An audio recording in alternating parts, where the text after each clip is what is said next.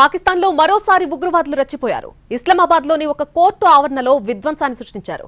ఒక కారు ద్వారా ఆత్మాహుతి దాడికి పాల్పడ్డారు. దీంతో ఈ దాడిలో 12 మంది ప్రాణాలు కోల్పోయారు. మరో 20 మంది దాకా గాయాలయ్యాయి. వారిని హుటాహుటిన హాస్పిటల్కు తరలించారు. కోర్టు ఆవరణలో పేలుడుతో అక్కడ బీతావహ వాతావరణం ఏర్పడింది.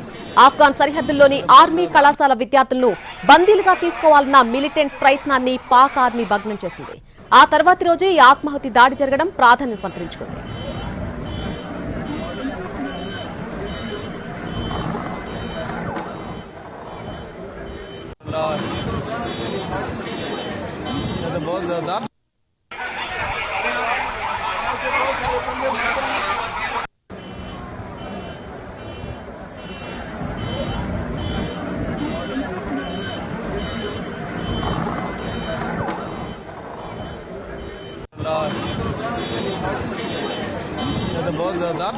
పాకిస్తాన్లో మరోసారి ఉగ్రవాదులు రెచ్చిపోయారు. ఇస్లామాబాద్లోని ఒక కోర్టు ఆవరణలో విధ్వంసాన్ని సృష్టించారు.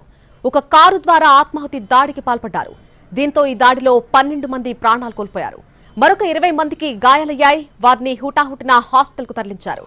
కోర్టు ఆవరణలో పేలుడుతో అక్కడ బీతావహ వాతావరణం కనిపిస్తోంది.